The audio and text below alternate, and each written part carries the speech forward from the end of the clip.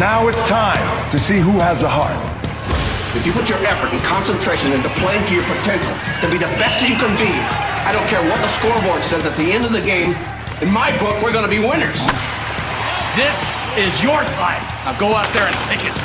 Let me see your war face. Ah! You didn't convince me. Let me see your real war face. Ah! You don't scare me. Work on it. Welcome to the Best of Tailgate Talk, where we go back into the archives and hear some of our special guests you may have missed the first time around. We'll be back with the Best of Tailgate Talk after this. Come see all your friends at Applebee's in Athens. 12 minutes guaranteed or it's free Monday through Friday, 11 a.m. to 3 p.m. 7 items to choose from.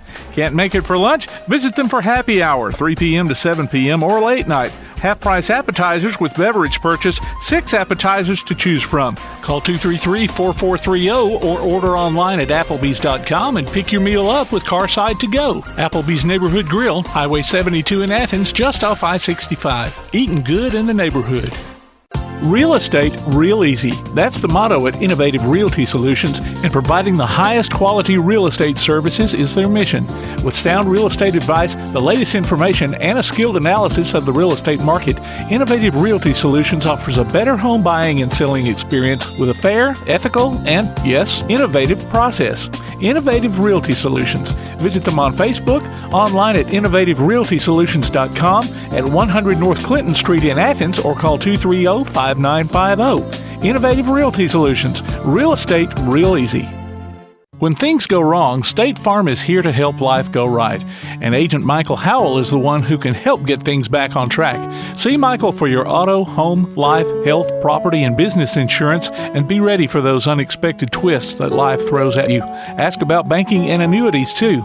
Call State Farm Agent Michael Howell at 232-5400. Visit him online at michaelhowell.net or go see him at 903 South Clinton Street in Athens. State Farm Agent Michael Howell. There when things go wrong, here to help life go right.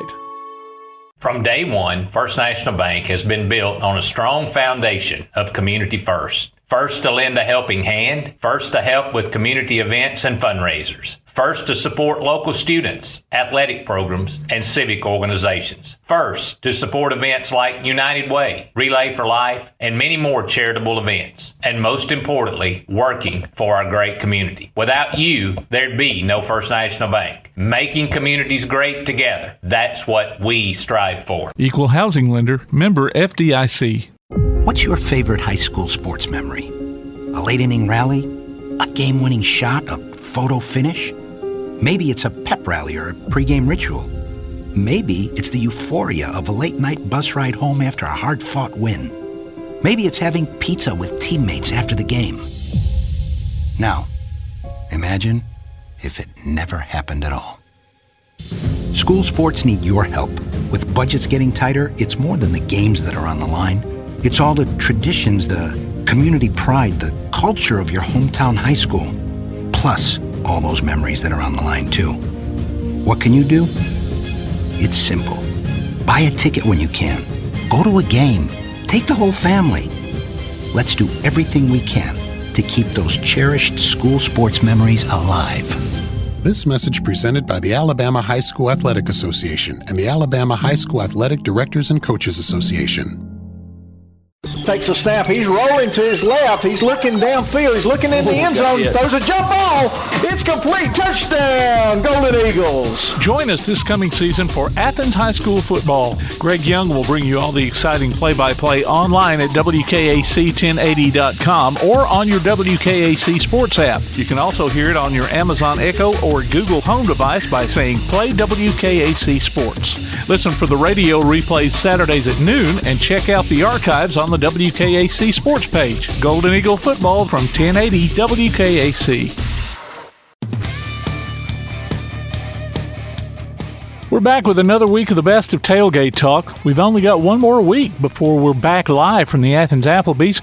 when we will welcome back a previous guest, Jean Fruth, who has a follow-up to her book Grassroots Baseball, Where Legends Begin, called Grassroots Baseball, Route 66. We'll hear all about that in a couple of weeks. This week features previous guests as well. Pat Donahue, son of Coach Ken Donahue, along with a special surprise guest at the time. We'll also revisit our talk with Coach Matt Lisle, who has coached baseball and softball at every level. A conversation with former NBA forward and center Terry Cummings follows that, as well as a segment with Roger Maris Jr. with a little help from guest co-host Cameron Turner. Then we wrap things up with former cornerback Eddie Meador, who played with the Los Angeles Rams from 1959 to 1970. So stay with us. The Best of Tailgate Talk will be right back after this.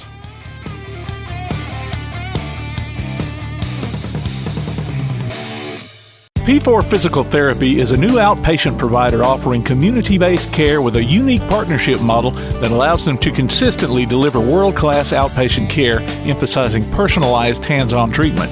Whether it's orthopedic, physical, geriatric, or manual therapy, sports or neuro rehab, telehealth, or most any type of muscle or joint pain, P4 Physical Therapy promises to treat you with integrity, compassion, faithfulness, and selflessness. Locations in Athens, Huntsville, and Winfield, Alabama, as well as Fayetteville and Knoxville, Tennessee. Look for them on Facebook or online at p4physicaltherapy.com. Daly & Son Car Care is Ardmore's only one-stop auto repair and tire shop. Whether it's major mechanic or brake work or routine maintenance like an oil change or lube job, Daly & Son Car Care has been satisfying customers all over with their fast and friendly service. They're also your headquarters for quality Cooper tires. Stop by and see Wayne, Nikki, or Dale at 25600 Main Street in Ardmore, Tennessee, or call them at 931-427-4651. They're on Facebook, too. Daly & Son Car Care, open Monday through Friday, 7:30 till 5, and Saturday, 7:30 till noon. Hey guys, this is Joanna for CEI Bookstore and Truth Publications. Many of you are searching for Bible study materials for your Bible classes. Our best-selling Bible curriculum, Discovering God's Way, is a reliable tool for teaching students of all ages through the Bible in its entirety. We're sure you'll love this curriculum, and if you'd like to see other options of Bible classes, we'll be happy to help you select from our topical studies. So stop struggling with the search and come by and let us help you select reliable and meaningful study materials for your class today. CEI Bookstore and Truth Publications, taking his hand, helping each other home. This is Bella LaFontaine with Crown Service Termite and Pest Control. We take care of all the basics. We take care of cockroaches, ants, wasps. As far as rodents go, most places they'll trap or poison, and that's the end of it. What we do is we're actually going to find the entry points, and we're going to take care of that for you. We do a lot of work with a lot of realtors here in town to bring houses to the closing table. So one of the big things about us is that we're not a sales company. We are a service provider. So we're not looking to meet a sales quota. We're looking to get a house ready to go to closing and get our customers taken care of. This is Bella LaFontaine, Crown Service Termite and Pest Control. We are located at 3413 6th Avenue in Huntsville, Alabama. Phone number is 256-701-7095. Caution. The temperature isn't the only thing soaring this summer. Call Ardmore Telephone Company today and upgrade your internet to move faster than ever. If you're a current customer, we'd love to discuss our internet options so you can connect to everything you need. Give Ardmore Telephone Company a call at 800-830-9946 today. Fiber is not available in all areas. This summer, Tailgate Talk and WKAC bring you T-Shirt Tuesday. Every Tuesday, we'll give away a Tailgate Talk T-shirt to some lucky fan. Just go online to tailgatetalk.net and register your name. We'll post the winners on Facebook, Twitter, and Instagram, and it could be you. T-Shirt Tuesday this summer from Tailgate Talk and 1080 WKAC. Welcome back to the Best of Tailgate Talk on 1080 WKAC. Ladies and gentlemen, we have son of former coach Ken Donahue, Mr. Patrick Donahue, live on Applebee's Tailgate Talk. Patrick, welcome to the show, bud.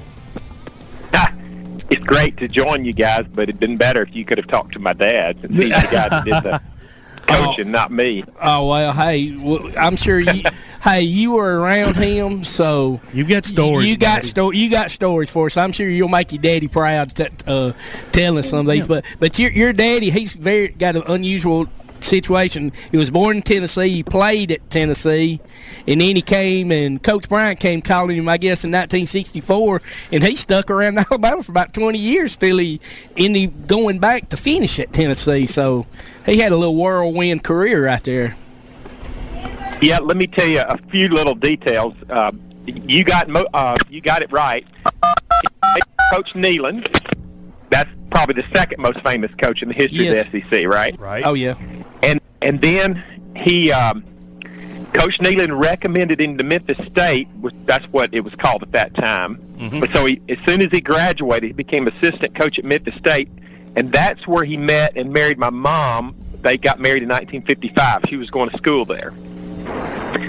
Then he went back to Tennessee after that, and he was like the coach of the freshman team, I think. But I wasn't born yet. And Johnny Majors was that's the year he came second in the Heisman. So that's how my dad knew Johnny Majors. He was a very young coach when Johnny was playing in the mid 50s. Then my dad, after that, went to Mississippi State. He's the defensive coordinator there. And that was from like 61 to 64, and I was born in 61. But if I understand it correctly, when Coach Bryant called in 64, before the 64 season, my dad went from defensive coordinator to just defensive line coach. I don't know if it was my dad thought it was better to coach for Coach Bryant, and he was willing to take a slight demotion, or maybe Coach Bryant knew what was coming, because that first year, Coach Stallings was the defensive coordinator, and then after 1 year, Coach Stallings took the head job at Texas A&M, and my dad was made the defensive coordinator. Awesome. I think he did know what was coming then, sounds like. So that's how my dad knew, and Coach Stallings had always been friends through the years, because they did coach that 1 year.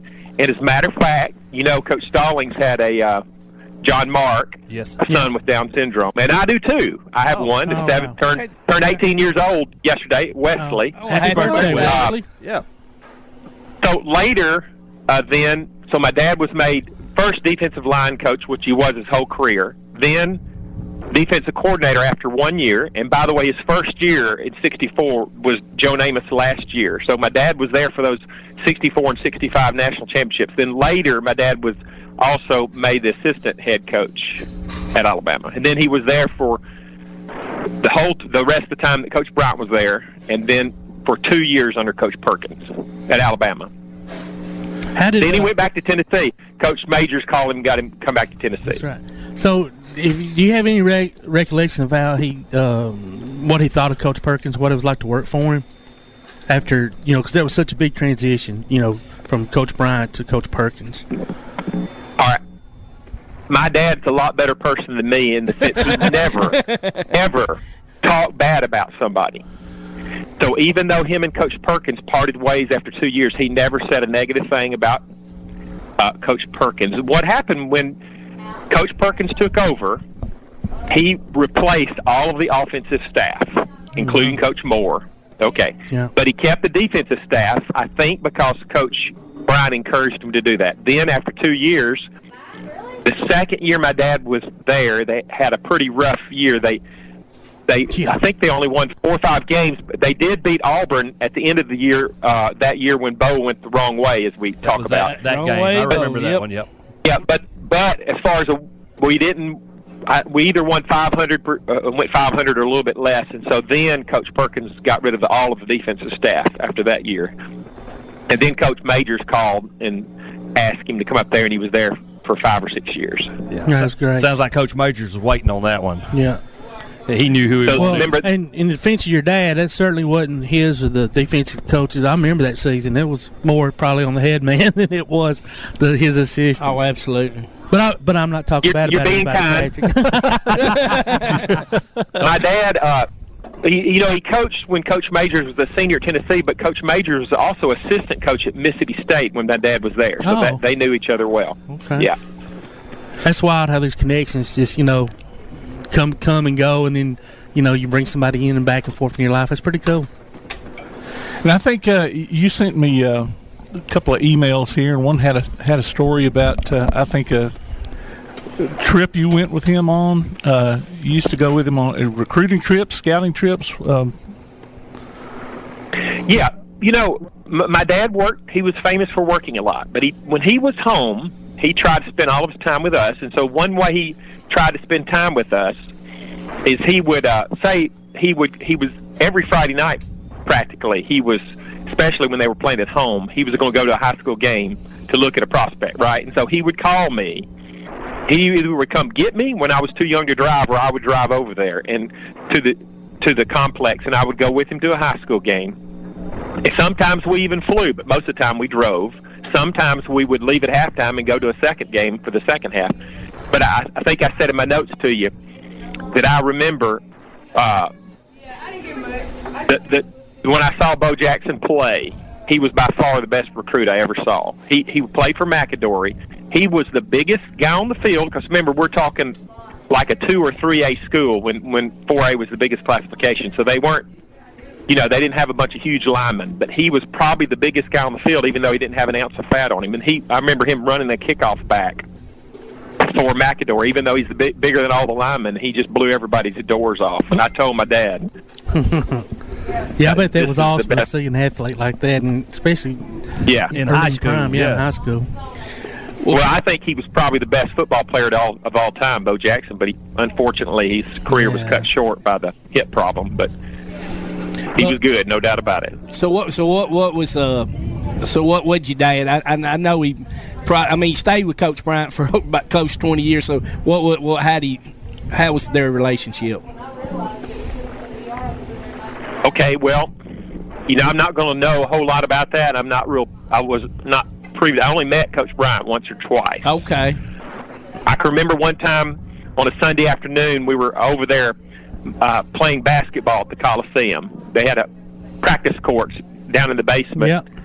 And I would go down there on Sunday afternoons. My dad would take us boys, and one time we went up to Coach Bryant's office, and he was sitting there with a TV on the desk watching a pro football game. But I can't really speak too much about their relationship. I'll tell you a funny story that I've heard, and this is how it worked. Like, this would have been, I think, 1967. So I was only 6 years old. I wasn't keeping up with Alabama then, but we were playing Florida State, and we tied 37-37. Now, 37-37 in 1967 is about like 74-74 now. You know what I'm saying? Points, yes.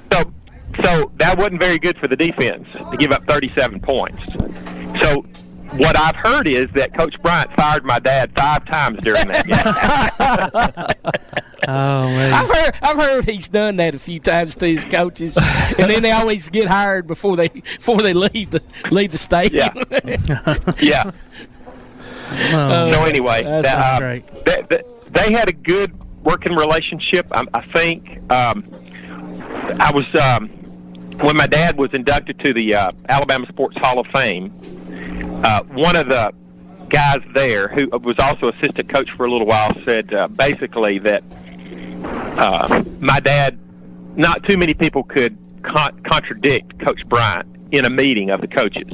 You didn't dare do that, especially if you were a younger coach. But my dad could, he said. And I imagine some of the older coaches could too. That, if Coach Bryant said that, my dad could say no.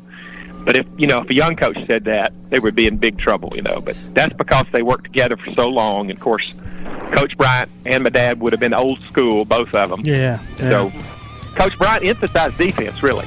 We'll be back with more of our Tailgate Talk conversation after this.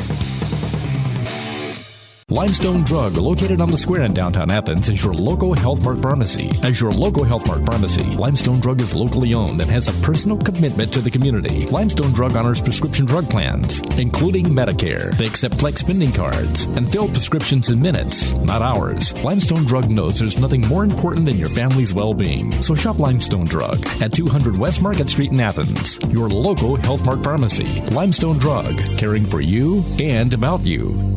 Your roof is the first line of defense for your home. Do you have water stains on your ceiling, paint peeling off your walls, shingles missing? It's probably time for you to get your free roof inspection. Locally owned and operated, licensed, and insured, Yellowhammer Roofing is the Yellowhammer State hometown team. Yellowhammer Roofing. Let our family protect what's most important to you, your family. 256-232-1933 or online at yellowhammerroofing.com. If you're looking for an alternative to the insane prices of buying furniture, appliances, and electronics outright, why not consider rent-to-own at Buddy's Home Furnishings in Athens? High quality at low prices. Top brands like GE, Maytag, Samsung, and Ashley. No credit approval and flexible payment options. See what you can take home today. Visit Buddy's Home Furnishings in Athens at 600 South Jefferson Street in the Athens Shopping Center. Go online to buddyrents.com or call 206-9505. Buddy's Home Furnishings. Hey guys, this is Joanna Clem for CEI Bookstore and Truth Publications. I'd like to personally invite you to visit CEI Bookstore. While you're here, you'll find a wide selection of Bibles, gift items, trustworthy study materials, and more for you and your church. Our friendly staff will be happy to help you with your selections while you shop in the store. We even offer personalized Bible imprinting and gift wrapping. Not in the Athens area? Enjoy shopping with us online at truthbooks.com. CEI Bookstore and Truth Publications, taking his hand, helping each other home. Quality Vinyl is on your side. Quality Vinyl in Athens has been in business since 1987, offering great prices and service the whole time. What has changed is the technology of their products. From vinyl siding and shutters, sunrooms and screen rooms, to doors, windows, columns, and rails. Quality Vinyl, located on the corner of Highway 72 and Reed Road in Athens, just 6 miles west of I-65. Call 232-2665 or visit them online at qualityvinyl.net. Quality Vinyl is on your side. School may be out, but you can still enter your nominations for the Applebee's Athlete of the Week over the summer for the upcoming school year. Just go to tailgatetalk.net and fill out the form. While you're there, check out the Tailgate Talk archives and see what you might have missed. That's the Applebee's Neighborhood Athlete of the Week. Enter your nominations today from Applebee's Neighborhood Grill, Tailgate Talk, and 1080 WKAC. We continue with our conversation on the best of Tailgate Talk on 1080 WKAC. We have a special guest. Now, he is so special that Todd, Bama Zach, and I, Tomcat, did not even know who was on the call. Speak for yourself. Well, Pat didn't know either. Pat didn't know either. Oh, okay. It's another surprise. So we have Coach Gene Stallings joining us. Hey, Coach. On the phone call. Hey, Coach. Coach Stallings, welcome to the show. How you doing? Thank you. I'm glad to be on it. Yep, that is definitely Coach Gene Stallings. Yes, sir. Coach, I thought for you to be here, buddy. I thought, hey, well, you're on with Patrick Donahue. I'm sure you know his daddy very well. I know him extremely well. I sure do. And what an outstanding football coach he was. Well, Coach, you could probably share some stories with Patrick and let him know some stuff about his dad that he may not even know. Well, first of all, his daddy was extremely hard-headed. I think that makes two of you, doesn't it? He was a wide tackle 6 defensive guy. And if you got outside the wide tackle 6, he wasn't the least bit for it. I mean, you had to sell him on some kind of thing other than the wide tackle 6. But I don't know of anybody that worked harder on all phases of the game than he did. And what a joy it really was to work with him, and he just did an outstanding job with our defense there at Alabama. Well, go ahead, Patrick. Coach Stallings, I've been wanting to talk to you through the years because, you know, with John Mark, I have a son, Wesley, who turned 18 yesterday with Down syndrome. So I read your book, and my wife and I enjoyed it, and we take a lot of encouragement from your experience with raising Wesley, my son. Well, I'm telling you, my life wouldn't have been nearly as rich if it wasn't for the fact that we had John Mark. Didn't think so when he was first born, and in fact, when the doctors told us, it said he used the word mongoloid. Said we think he's a mongoloid. Well, when he said that, I drew back to hit him. I don't know why, but I did, and I passed out. The good Lord let me hung on just a little bit longer. I would have taught him some them bedside manners. Well, I want to tell both y'all fellas something. So this is Todd. My son Gage is 19. He has autism, and Coach, for years I used to try to call in the Feinbaum. Never could get through when you were on there. To tell you, like what Patrick just said, you know, what an inspiration that you've been to me as a parent, as a dad, and I took a lot of how you handled John Mark's situation, and have used it in my life. So thank you, and I know Patrick's a better daddy for it too. Oh yeah, and I agree with Coach Stallings 100%. I was really upset when Wesley was first born, but it adds so much to your life. I like to tease and say Wesley is voted the happiest boy in the state of Alabama 2 years running. It just brings a lot of joy to your life. Well, I'll assure you, there are more things have been named after Johnny. I was known as Johnny's daddy. Really? That's right. Well, Coach Stallings, I've got, and Patrick, I've got a little cousin.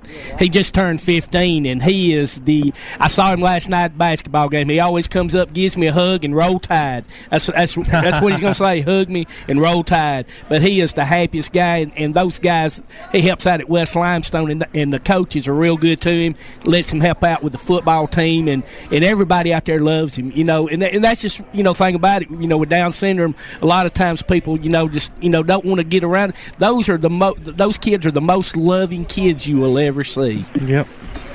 Let me tell you a quick story about Johnny. Johnny had a little friend named Bradley Block who had Downs, and Bradley would always come to the ranch and visit with Johnny for a week or two. And so I've got the two of them. I've got Bradley and I've got Johnny, and I take them out to a little restaurant, and I said, okay, now Johnny, you and Bradley, who is your all-time favorite Alabama football coach?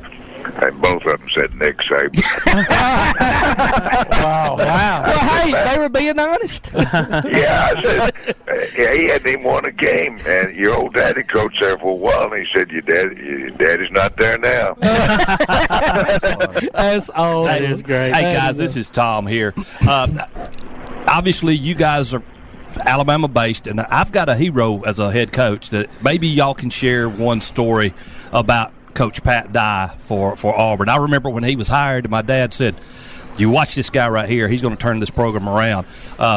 Give me a good Coach Dye story that you can share on the air, because I think both of you knew him because he was on the staff down there with Coach Donahue, I think. I knew Pat extremely well. In fact, my job at Alabama, I was the assistant head coach, and I was in charge of the defense when I left and took the job at A&M, and I was replaced by Pat Dye. Now here I felt like I was an important man in that defense. Pat Dye had never coached a down, and yet he replaced me as the coach. So that really told me how important Coach Bryant felt like I was. Replaced me with a rookie coach that never coached a down. Oh, hey. But Pat did an outstanding job. He and I have been friends for years and years. We serve on the Great Southern Board, and we have for over 20 years, and I'm very fond of Pat Dye, and he just did an excellent job wherever he's been, especially there at Auburn. Yeah. Any other Coach Donahue stories you might could tell? A lot of things Pat told us before was kind of took place before he was around. I don't know exactly whether or not this is true or not about Ken Donahue. We were getting ready to go to Orange Bowl, and the wives were all ready to go, and Ken wouldn't let his wife go. And he said, there's no place down in Miami for women. Said, we're going down there to do a job. And he said, I'm going to be recruiting while I'm down there, and I just won't have any free time at all. And whether or not she was able to go or not, but that story was told. That he was just that involved in football.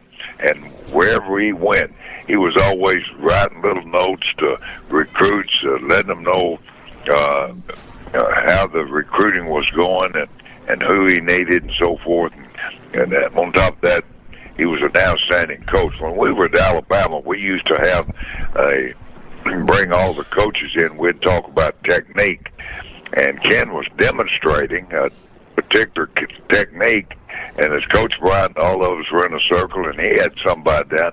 He hit him right upside the head. He really hit him hard. Drew some little stars there for a while. But anyway, Ken was 100% football coach, I'll assure you. Well, Coach, we know you've had your health issues lately. How you doing right now? Oh, I'm doing fine. I've had 2 strokes and a heart attack, but, I've lost my balance a little bit. I've sort of stagger around, but listen, I had good feet for 82, 83 years, so I'm not complaining. You still putting up the fences and stuff at the house, or are you getting a little help with that?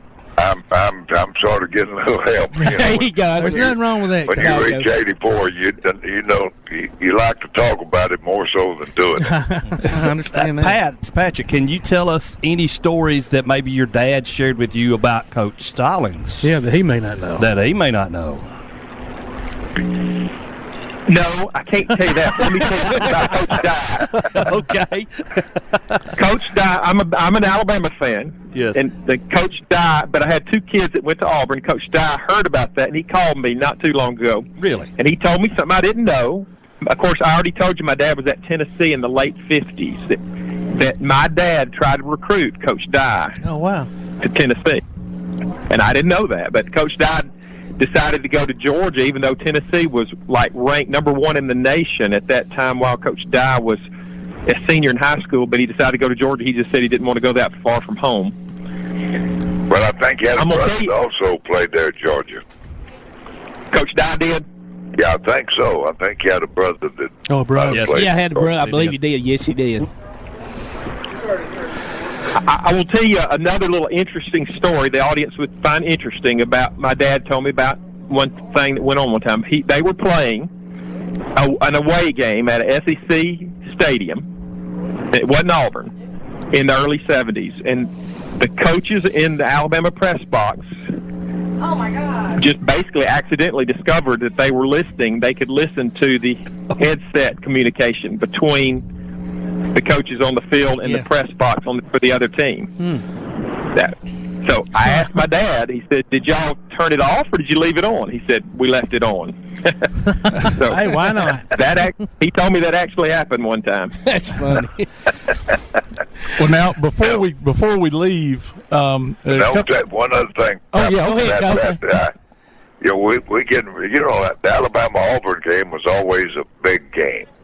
And here I pick up a turn on the television and read where Pat Donahue had decided to retire. Right before the game. Yeah. Right before the Alabama game. Lord have mercy. I said, your players don't need any extra incentive to beat us anyway. And here you are retiring the day before the game. So I remember that well. But y'all won. Alabama won that year, didn't you? I think so. You did, Coach. Sure did. Stan White and the boys were doing a drive in the second half that was going to get them back into the game, drove it down to the end zone, and guess who had a pick six? Y'all know him. Come on, boys. Y'all know who it was. Yeah. It's the Alabama cornerback that had the pick six against Antonio Langham. Thank you. Yes. Antonio Langham. I was trying to get them to say, I just can't bring myself to mention his name. Hey, Coach, Coach, I just want to tell you real quick, we actually had Antonio. We got a little Bama group we have up here once a month, and Antonio spoke to us, and he told us a lot of great Coach Stallings stories. He tried to talk like you, Coach, but he couldn't do the greatest job. He didn't do too bad, but he talked very highly of you and his time at Alabama playing for you. What a great player he was, and it was a joy to coach him. And if I had a few like him, you wouldn't need coaches. You just spread them out and let them play. They said he was at an event with Coach Saban the other day. You know, of course, Coach Saban coached him with Cleveland, and they asked him. He said, "Don't you need guys like Antonio playing right now? Couldn't you put Antonio on the field right now?" And they said Coach Saban looked at Antonio and said, "Have you seen him lately? He's gained about 40, 50 pounds. He can't play for me now." Well, if I had a team, I guarantee you I'd want him on my team right now. Oh, absolutely. Regardless of what he weighed. Absolutely, Coach. Well, before we leave, Pat, I know you preach over at the North Huntsville Church of Christ, and you actually have program on Sirius XM. You want to tease that a little bit? Yeah, every Sunday night at 8:04 Central Time p.m. It's called Bible Crossfire. It's on Sirius XM, which goes all over the nation and Canada. It's mainly a program where people can call in, and then we deal with religious issues, and they call in and ask their Bible questions, and we do our best to answer them every Sunday night at 8. What channel is that? You said it's Sirius XM. Which particular channel? It's Family Channel 131. It's the same station where you'd have James Dobson and those guys on there. Gotcha. Now Pat, that's Church of Christ. Yes. While we're talking about that, y'all know that Coach Stallings does a lot of speaking at churches. I'm Church of Christ, yeah. Oh, yeah, me too, Coach. And two other things. One, for Pat, my wife, Debbie, has a message. She every time she talks to your wife, Carol, she says, I just love her. And so she just wanted to tell her hi. And then she's also got a message for Coach Stallings here. And I've told this on the air before, and I told you this story whenever I saw you in Florence here last year.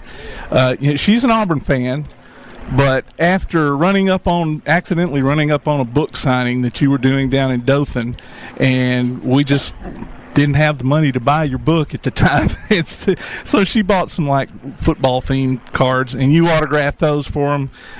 Just didn't blink an eye. And so she became a Gene Stallings fan that day. Well, if I'd have known that, I would have given her a book. I know you would have. And Coach, real quick before we let you go, I want to share a little story too. So I had a buddy, Donnie Story, who was a trainer for you actually back when you were there, and he graduated in '91. But I used to go to practice with the previous coaching staff was there, and sometimes they didn't like outside folks being there, and you'd have to leave. But so when you came in, I was at a practice. As a matter of fact, you did this at least 2, if not 3 times. But you always made it a point to come over and speak to some of us, ask us where we were from, ask us if we were going to the game, make sure we were cheering loud for the Tide. And man, you didn't have to do that, and it just made us feel like we were important. So thank you for taking the time. I know you weren't doing it just for us; you're doing it for everybody. So that always stuck with me. There's no question about that. Well, thank you, Coach. Well, Coach, we hope you can. Stallings. Go ahead, Pat. Coach Stallings is one of the only people that's famous like that, like a coach or something, who claims to be religious, where his life backs it up. Very rare. Absolutely. We've always appreciated that about Coach Stallings. Absolutely. Yeah. Pat, I appreciate that, and I'd love to hear you preach sometime. And maybe if I'm in the Huntsville area on a Sunday, I'll stop by and surprise you. That would be. I'd be honored. Well, listen, you guys, it's always fun to be on your show, and thank you for honoring my old friend Ken Donahue, who we had several good years together, and he was a real plus on the Coach Bryant staff, I'll assure you. Okay, Coach, we appreciate you joining us. And Pat, we enjoy you, and hopefully we can have y'all back on again sometime. Holler anytime. Okay, thank you for having us. so much. Thank you, Pat. Y'all Good take to see care. y'all. Thanks a lot. Thank y'all. That was awesome. That is a red letter day here. I posted on Facebook. I said that was an honor doing that. And I'm special because Mr. Producer told me last night. So so you already knew, dog. You're listening to Applebee's Tailgate Talk on WKAC, the Big 1080.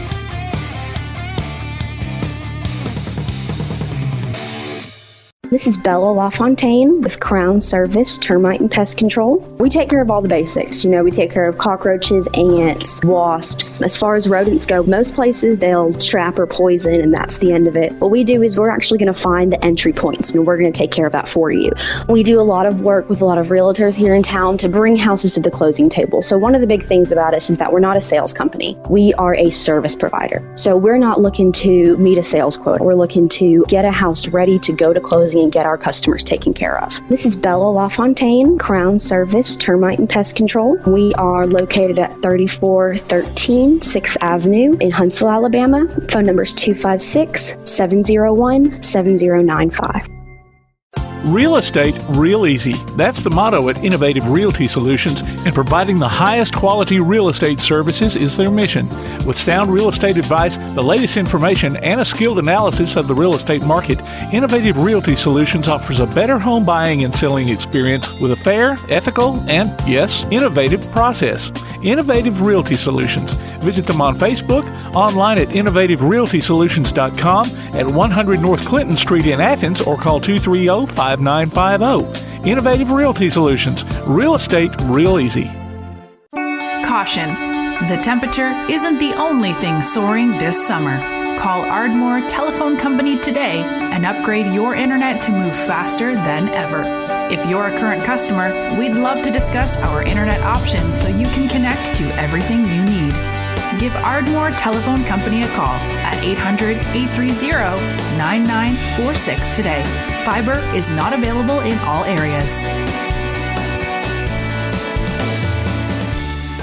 P4 Physical Therapy is a new outpatient provider offering community-based care with a unique partnership model that allows them to consistently deliver world-class outpatient care, emphasizing personalized hands-on treatment. Whether it's orthopedic, physical, geriatric, or manual therapy, sports or neuro rehab, telehealth, or most any type of muscle or joint pain, P4 Physical Therapy promises to treat you with integrity, compassion, faithfulness, and selflessness. Locations in Athens, Huntsville, and Winfield, Alabama, as well as Fayetteville and Knoxville, Tennessee. Look for them on Facebook or online at p4physicaltherapy.com. When things go wrong, State Farm is here to help life go right. And Agent Michael Howell is the one who can help get things back on track. See Michael for your auto, home, life, health, property, and business insurance, and be ready for those unexpected twists that life throws at you. Ask about banking and annuities, too. Call State Farm Agent Michael Howell at 232-5400. Visit him online at michaelhowell.net or go see him at 903 South Clinton Street in Athens. State Farm Agent Michael Howell. There when things go wrong, here to help life go right. Come see all your friends at Applebee's in Athens. 12 minutes guaranteed or it's free Monday through Friday, 11 a.m. to 3 p.m. 7 items to choose from. Can't make it for lunch? Visit them for happy hour, 3 p.m. to 7 p.m. or late night. Half-price appetizers with beverage purchase, 6 appetizers to choose from. Call 233-4430 or order online at applebees.com and pick your meal up with Carside to go. Applebee's Neighborhood Grill, Highway 72 in Athens, just off I-65. Eating good in the neighborhood. The reviews are in for Box Drop Mattress in Ardmore, and they're awesome, just like the store. Box Drop in Ardmore has mattresses made in the USA at huge discounts. Plus, they offer flexible payment options and no credit is needed. And they'll deliver right to your door. Box Drop, located at 26561 Main Street in Ardmore. Open Tuesday through Friday, 4:30 to 6:30, and Saturday from noon till 4. Appointments also available by calling 321-8888. Box Drop in Ardmore, 321-8888. Keep up with local school, travel, youth, and amateur sports throughout the week with a Play Action Sports Update. Listen weekday mornings at 7:30 and weekday afternoons at 1:30 and 3:30 as we bring you the latest scores, news, and announcements from Limestone County and surrounding communities. That's the Play Action Sports Update 3 times a day, Monday through Friday on 1080 WKAC. You're listening to the best of Tailgate Talk on 1080 WKAC. Coach Lisle, welcome to the show, sir. Matt Lisle. Coach Matt Lisle. Good morning. Yes. Coach, I should have said Coach Matt Lisle, but yes. Yeah, we just went right into the phone call and didn't even introduce him. So. We're sorry, Coach. We didn't realize you had joined us yet. No. Good morning. Now what we're reading about you now, this is the first time you've ever joined us. So you've been a coach at every level of athletics or softball, baseball? Yeah, I really have. How does one do that, buddy? It definitely wasn't my plan. You know, I started out coaching high school baseball and then coaching little league of my kids, and then I started coaching. I coached NAIA, and then I coached D3 and D2, D1, MLB, and every level along the way. So it was just a very strange journey, but I checked all the boxes along the way. Good. Now, where did you coach D3? I was a head coach. My first ever head coaching college job was at Gallaudet University in Washington, D.C. Wow, okay. Oh, so you've been all over then. Because are you currently at Fresno State, or did I misread that? So I was coaching at Fresno State this last year. I live about 3 hours north. And so, I've been everywhere. I've coached in Oregon, Washington, D.C., South Carolina, Missouri. We've been across the country a few times. Wow. So tell us your story about, being homeless 2010, which isn't that long ago, to becoming the internet's most followed batting coach. Well, I'll tell you, man, it's been a blessing. It's been a whirlwind. It's been crazy. There's no other way to put it. Back in 2010, I was a high school baseball coach, and a lot of high school baseball coaches across the country. I was trying to make a living. You're doing lessons, you're doing camps, you're doing travel ball, you're trying to make it. And, in the Bay Area, California is just really expensive. And I was doing a good job, but I had kids and it was a tough road. And, I was in between jobs, like a lot of people in America, even right now, in between jobs, you come on hard times. And next thing you know, I was getting evicted from my place, and I'm in my car, living out of my car, and on friends' couches. And I think that story's pretty common for a lot of people in the world, different times in their life. That's kind of hit my rock bottom. And in 2012, I got the opportunity to go coach at the University of Oregon. I went from baseball to softball, and I started posting on the internet. I just started saying, hey, you know what? I'm going to start posting on Facebook and Twitter. And, I never thought it was going to be anything big. And next thing you know, I had 100,000 followers and 200,000. I think, by the end of this year, I'm going to have 1 million followers on social media. And so, like I said, I'd love to say that it was all part of a master plan, but it was really, I just feel like God I'm very blessed. I'm very lucky on the journey. And I think, getting to rock bottom and not giving up, I think it really helped me. Coach, my name's Clint Legg. I just want to tell you, man, yesterday when Tim told me that you were going to be on there, I kind of looked at your bio and understand that I have 2 daughters that play travel softball, and I said, man, this really excites me, man, because I always try to, in my idle time, which is a lot of my time, I like to get on there and look at YouTube and look at videos to get my daughters better at hitting softball. And what I wanted to ask you was this question, point blank. If you had a daughter, tell me 2 drills that you would do every day with your daughter to make sure that they're a good quality hitter. So I'll tell you, I've got 5 kids. I've got 2 daughters. And what my daughter, I have an 8-year-old daughter who's been getting into softball. So I would tell you, if I had a daughter and we're talking about drills, I think the first thing that happens mostly with girls is a lot of times I come across hitters. I talked to a college hitter yesterday, and I told her, I like your swing. I just don't think you're swinging very hard. So the number one drill is to get girls and boys to swing hard, swing with intent. I mean, the best drill you can do is say, hit this ball as far as you can. And I think a lot of kids, they have the fear of striking out, the fear of failure, the fear of swinging and missing. Right. And so they give up that athleticism and that intent to make contact. And I understand why they do that, but we need to give our kids a little bit of fire to say, hey, swing as hard as you can. Let's see what you got. Right. And so to me, honestly, the best drill of number one is teaching intent, teaching to swing hard, no fear type of hacks. You know what I mean? If that makes sense. Yes, sir. And after that, I would say, I teach a lot of kids, we spend a lot of time on just having getting to a good, we call launch position, getting into a good balanced position. I think there's kids that when they start their swing, they drop their hands, they do all these things, and parents are always worried about their swings, but it's like anything else, car racing, anything in life. If you come out the gate stumbling, you're in trouble. So parents and a lot of people, they worry about what's going on with the swing. Mm-hmm. Hey, we need to make sure they're good and balanced, and they take a good stride, and they get to a good position to swing, and they're not doing all the crazy things that happen in the beginning. So from a drill standpoint, I'm telling them, hey, let's go back to basics. Let's work on a good stance and a good stride. And there's not really a lot of sexy drills for that, but the fundamentals of it sets you up in a good position, if that makes sense. You sound like my travel ball coach. He told my oldest daughter, he says, Sweetheart, you swing the bat like you've got to ride home with your dad, and your dad's going to whip your tail for striking out. And she goes, yes, sir. I went, thanks for selling me out. But now he tells her on a your first strike is on you. You swing out of your shoes. And we finally got both of mine to where, Coach, I'm glad you said that because, man, that's what he's coaching is, man, you swing to knock it from here to Walmart, not from here to the shortstop.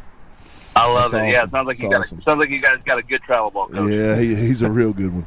And you hear a lot of, when you go to these youth games, you hear a lot of folks from the stands saying, just make contact. Yeah. Which, I mean, I guess there's something to be said for that. It's better than striking out, but it really ain't when you hit one not of the done pitchers. you much good when you hit it to second baseman, though, and you turn into a double play. Yeah. But Coach Lisle, here's what else amazes me about young kids. You see a little girl that weighs 50 pounds trying to swing a 32-inch bat. That's not working, sweetie. Now when you get older, you need a longer one to reach all areas of that plate. I get it, but at little age, man, you need something you could swing and swing hard, in my opinion. Yeah. Well, so I'd seen a little clip on the Robbie Rose show, and you were talking about hitting instructors or translators, and just creating freedom with the swing. Tell us a little bit about that philosophy.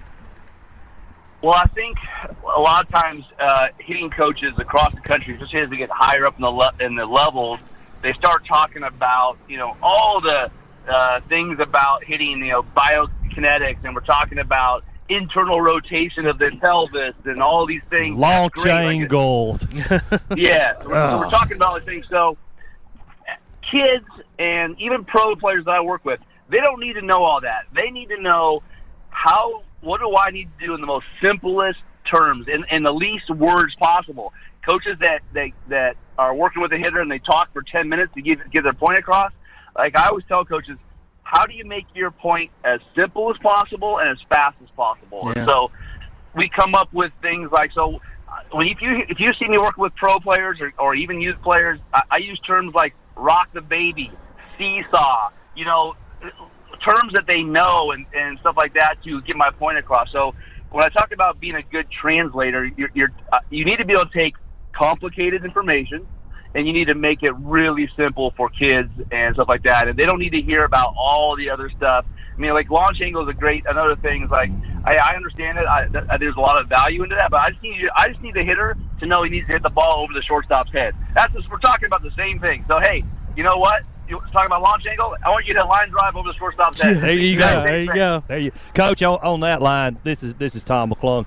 My dad is the best coach that I've ever had in my entire life, from little league to baseball to everything else. When I was 15, I was still doing the short swing, but my bat speed was too slow, and I ended up trying to overcompensate, and I got a hitch in my swing. So my dad, this is back in the late 70s, and he says, okay, this is what we're going to do. We're going to go to the one batting cage that existed at Hatfield. He said, and we're going to do we're going to give you a swing like Pete Rose, where you're going to squat down, you're going to lay the bat back flat, and every swing that you make going through the strike zone is going to be level. You don't have to worry about the hitch or nothing. And Coach, just that little adjustment from it made me I was always a fan of Pete Rose, but after that, my season turned around. The rest of my baseball career turned around, and don't let anyone tell you can't hit with power from the slap position, because you can. Amen. That's right. Hey, Coach, and I want to say this too. I've got girls, which has forced me into. We go to Alabama a lot to watch softball, college softball there. But I'm going to tell you guys what. If you've never been and you compare watching a baseball game, there's nothing like it's just like nonstop action when you're watching good softball. Oh, yes, absolutely. Like Coach said, Oregon, the Fresno States, the Alabamas, the SEC, and even some, it's travel ball. It's good watching, man. It's nonstop. It's good action, and it's getting really, really, really competitive here in the South, and I know it's really competitive in California where you live, Coach, because our coach, we go out there to the World Series in California, and those girls, the good girls, play travel ball, and the not-so-good ones, he said, play for their school. So you can see how much travel ball means to people out there in California. So. Yeah, the game has really grown. I've only been in it about 8 years now, but when I first got into softball, 2012, and my first coaching job was the University of Oregon, I had never really watched softball until that year, but I watched the World Series, I watched some of the Super Regionals, and I was like, man, this is an awesome game. It's high speed, it's high intensity, it's fast. It was my style of how I coached baseball. Right. My style of coaching baseball was, fast play, put pressure on the defense, and try to get them to break down. And I'm watching softball. I'm like, man, this softball is my style. And so I've been in it for 8 years. I love it very much. So I still work with a lot of Major League Baseball players. I've still got my hand in baseball a lot. I've coached baseball. I've coached baseball in the SEC. But I'll tell you, softball, it's a really fun sport, and it's been fun to coach. I've really enjoyed my time in softball. I'm really glad that I've gotten my time there. Okay, let's go back to the swing thing. How different? There is an obvious difference. Coach Legg can tell you that between the baseball swing and the softball swing. How do you coach? How do you coach one and then you're able to coach the other? I mean, is it just recognizing? Yeah, so I don't coach it any differently. I don't believe there's any difference in the swing whatsoever. Okay. I've coached All-Americans in softball many times, and I've had them in the same cages with my MLB guys. So really, that's awesome. I don't teach anything different. That's awesome. Well, now we mentioned things that you hear from the stands, and I think you've got a book out that deals with that.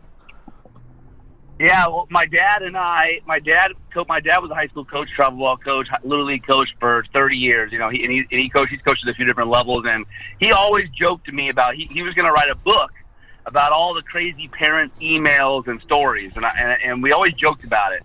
And last year, I'm like, you know what? I got this big Facebook following. I'm going to tell everybody, send me your craziest emails, send me your craziest stories. And I got hundreds of them, and we broke it down to about 30 of the craziest stories. We kind of changed some of the names around to not get people hurt, but so I wrote a book called Dear Coach, and it's all the emails and crazy stories that you've heard parents, email their coaches about, from playing time to, there's one story about a high school coach, a kid who forgot his lunch, and the coach asked, the parent asked the coach to go through drive-through and get him food on the way to the game, on the team bus. On the team bus. Stuff like that. Yeah. If he's good, I'm going through there. One of my favorite stories is the very first one about a 14U soccer coach who took a kid out of the game, and 2 minutes later, the kid was handing him a cell phone, and it was the mom in their line across the field yelling at him for taking her kid out of the game. Wow. So just crazy, funny stories that we've all heard throughout the years, and I thought it would be really fun to put those together in a book called Dear Coach. It's on Amazon. It's sold about 1,000 copies, and it's been a fun little book to do. That's great. Coach Legg is sitting here, kind of shaking his head, agreeing with you. Coach Legg coached football for several years here in North Alabama, so he knows those stories very well. He could probably write his own book. That's awesome. I always tell a lot of coaches. A lot of coaches could write that book. It's a great idea, Coach. So, Coach, I want to ask you, since you've been involved in Major League Baseball and obviously from all the way up and down, what do you think about the way the game's played today? Like, it's so much different than what we grew up with. You don't see any stealing very much anymore, and hit and runs, things of that nature, bunting. All that seems to be taken out of the game. It's more of a long ball type game. What are your thoughts on how the game's changed? I got mixed feelings about it, because as a hitting coach who loves to teach doing damage, I enjoy the game from the home run side of it. It's just changed so much from the data side, and I think when it comes to stolen bases and a lot of things that they don't do anymore, they know that statistically, percentage-wise, it's not the best way to do certain things. So I think the game's going to keep evolving. The biggest problem that I see with baseball right now is that it's losing a lot of young kids. I look at my own kids, playing soccer and other sports that are a little bit more exciting. If baseball continues to be a game where pitchers throw 100 miles an hour and hitters only hit home runs and walk, I think it's gonna hurt the younger generation. They need the way we grew up with the game, with a lot of pressure on the defense and base running and stuff like that. So I'm gonna be honest with you, Coach. I'm sorry to interrupt, but I tell you what these kids need. They need to get off of these turf fields and get back in some dirt where you got a few pieces of gravel in there. If you're not fundamental, a bad hop's going to knock you out. Hit you in the nose. Sweat with granny beads on your neck when you finish with the game. Good about the turf fields. When you play softball, it can rain the whole day, the whole night during the game, and these turf fields allows you not to load up from South Florida and drive back to Athens, Alabama. You can still play. That's the only good thing about it. But talking about baseball, Coach, it blows my mind, guys, to watch the shift is on for Freddie Freeman. And he hits it to the second baseman. Dude, you're a pro hitter. Wait for something out or just bunt it over there. I don't want people to think I have to bump my way on, I guess, You got to run harder when you bunt, maybe. I don't know. And Coach Lisle, also, if you were on my team and the pitcher hit you, if I went back out on that mound, my first pitch on their best dude, I'm hitting him right in the chin with it. They don't do that anymore, man. I don't know why pro baseball doesn't do that. Everything's politically correct. I know. I guess so. That's for sure. So, Coach, what are you still with Fresno State? Is that correct? No, okay, actually. I couldn't remember what you said earlier. Yeah, because of, like I said, I live 3 hours north of Fresno, and so last year, for 1 year, we decided I was going to stay there 6 days a week, and I came home and tried to commute, and it was really difficult. Tough. And with coronavirus and the lockdowns and distance learning, and my mother-in-law was just diagnosed with stage 4 cancer. Oh, bless her. I just told my boss at Fresno State, hey, it's not the best thing for my family to try to do this 3 hours each way kind of deal, and so we'll see. I don't know what my plans are next. I'm working on some stuff and some projects, but I've been very grateful and blessed in my career so far. So I know that something else is coming down, and I'm looking forward to that. Well, you're too good at what you do not to get hired by someone. So we know that's just coming around the corner. Hitting lessons make a ton of money. Trust me, I pay a ton of money. Yep, that's the truth. That's the truth, bud. Hey. Well, thanks a lot, Coach Matt Lisle, for joining us. And awesome, don't be a stranger, man. Hope to talk to you again one day soon. Absolutely. Yeah, I appreciate it. Let's do it again, guys. Thanks a lot. You take care. Thanks, Coach. All right, guys. Take care, buddy. And that was Coach Matt Lisle. That was great. Great interview about baseball, softball, hitting, all of that stuff. And it's time to take a quick break. You're listening to Applebee's Tailgate Talk. Caution. The temperature isn't the only thing soaring this summer. Call Ardmore Telephone Company today and upgrade your internet to move faster than ever. If you're a current customer, we'd love to discuss our internet options so you can connect to everything you need. Give Ardmore Telephone Company a call at 800-830-9946 today. Fiber is not available in all areas. From day one, First National Bank has been built on a strong foundation of community first. First to lend a helping hand, first to help with community events and fundraisers, first to support local students, athletic programs, and civic organizations, first to support events like United Way, Relay for Life, and many more charitable events, and most importantly, working for our great community. Without you, there'd be no First National Bank. Making communities great together, that's what we strive for. Equal housing lender, member FDIC. Daly & Son Car Care is Ardmore's only one-stop auto repair and tire shop. Whether it's major mechanic or brake work or routine maintenance like an oil change or lube job, Daly & Son Car Care has been satisfying customers all over with their fast and friendly service. They're also your headquarters for quality Cooper tires. Stop by and see Wayne, Nikki, or Dale at 25600 Main Street in Ardmore, Tennessee, or call them at 931-427-4651. They're on Facebook, too. Daly & Son Car Care, open Monday through Friday, 7:30 till 5, and Saturday, 7:30 till noon. Limestone Drug, located on the square in downtown Athens, is your local Health Mart pharmacy. As your local Health Mart pharmacy, Limestone Drug is locally owned and has a personal commitment to the community. Limestone Drug honors prescription drug plans, including Medicare. They accept flex spending cards and fill prescriptions in minutes, not hours. Limestone Drug knows there's nothing more important than your family's well-being. So shop Limestone Drug at 200 West Market Street in Athens, your local Health Mart pharmacy. Limestone Drug, caring for you and about you.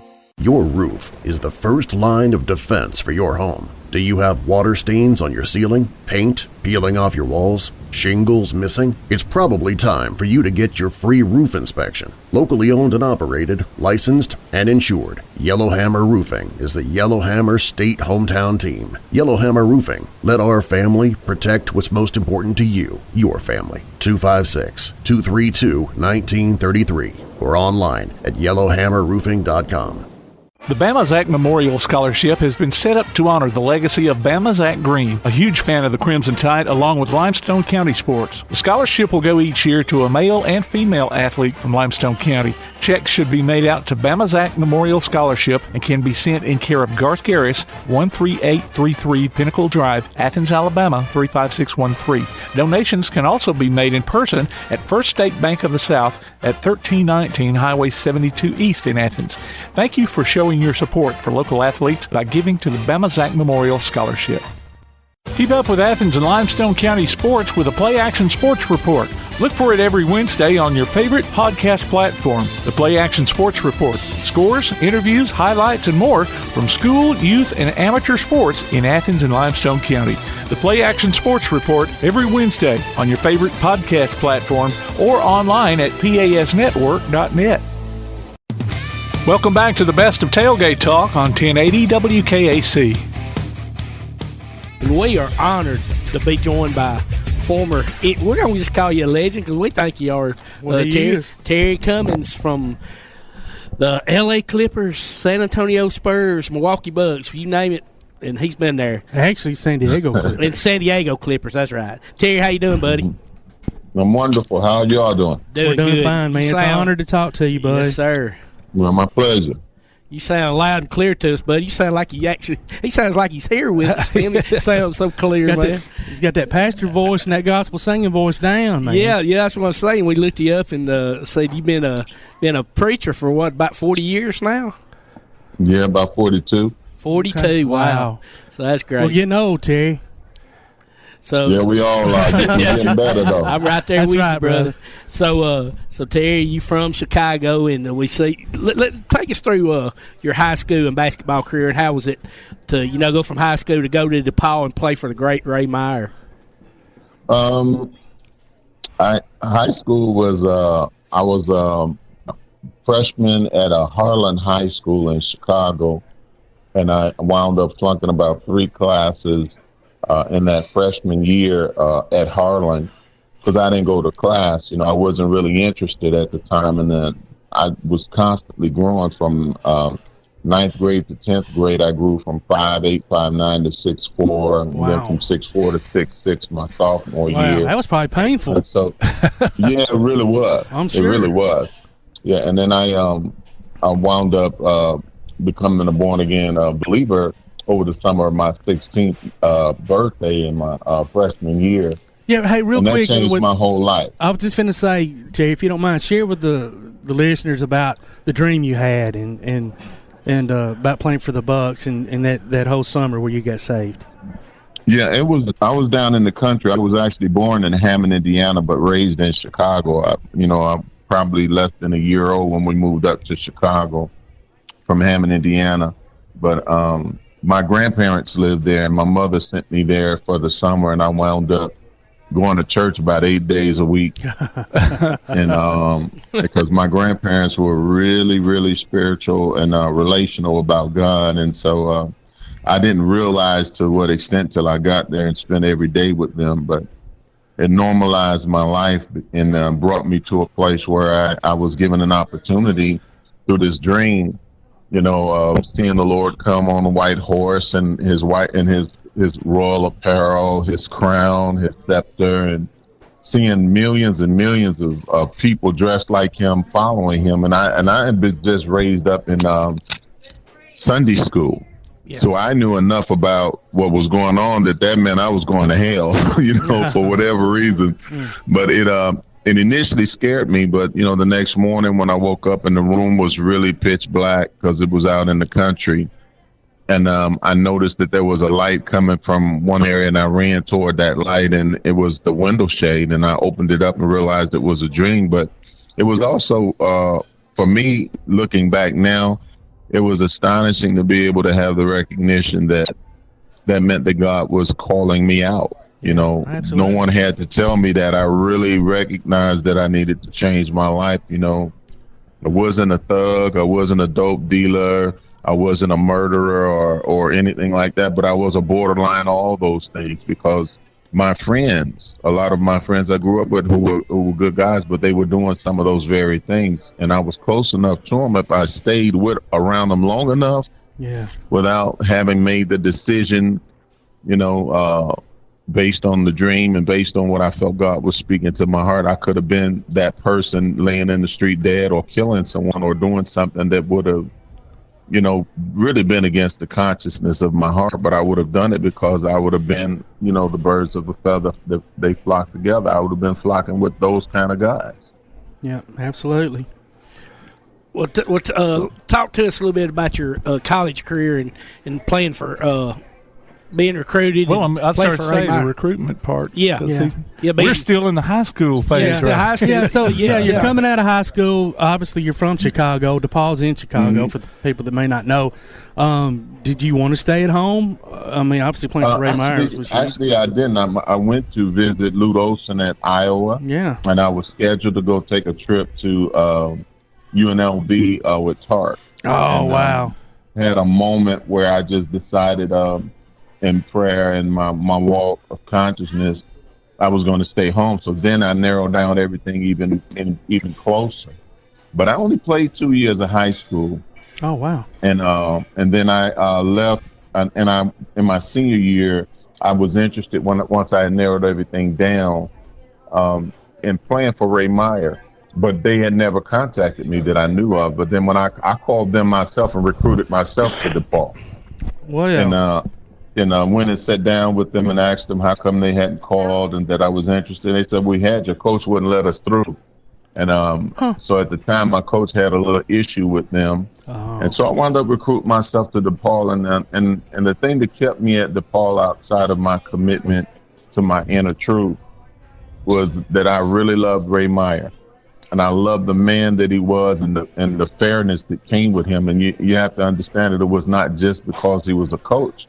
I had a respect for him that I did not have in large part for a lot of Caucasian brothers because of the way I was brought up. The only time I saw white people in my neighborhood, they were firemen, policemen, but always something dealing with something that was being done in the neighborhood, whether it was lawful or unlawful. And so I had a different perspective. But Ray brought a perspective of fairness that made me want to trust him and have conversations. I mean, to the point that I was made the team captain because of my relationship with Ray first and foremost, and then because of my work ethic.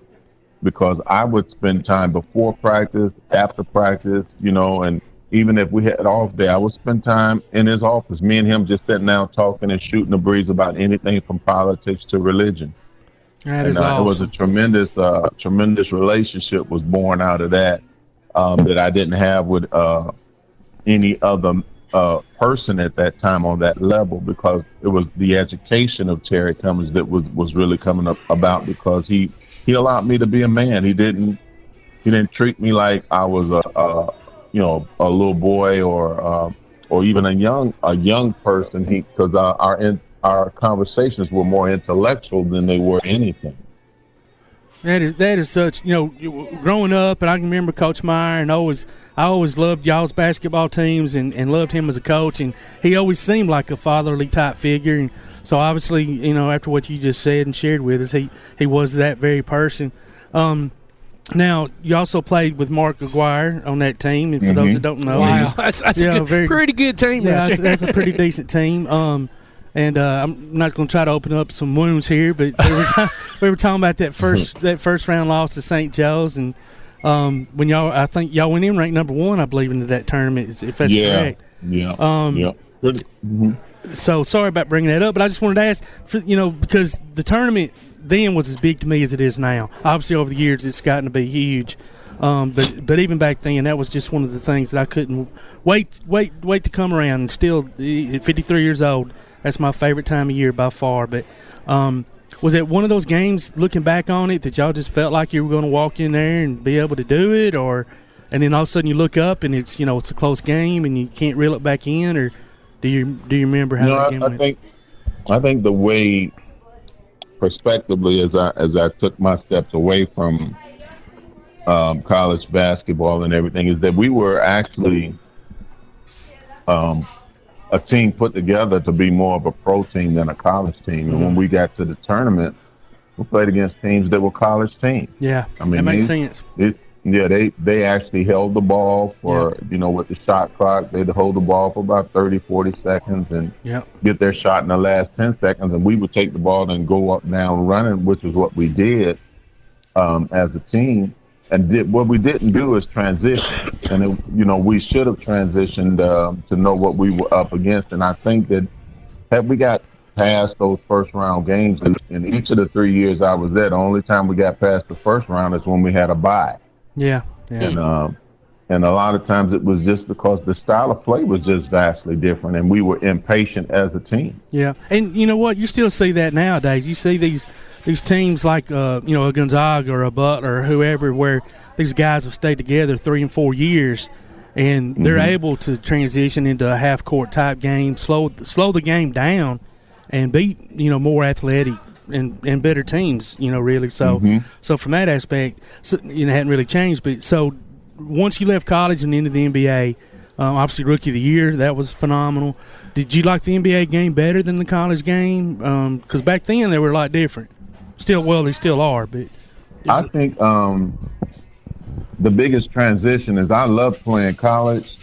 When I got to the San Diego Clippers, the most difficult thing was losing.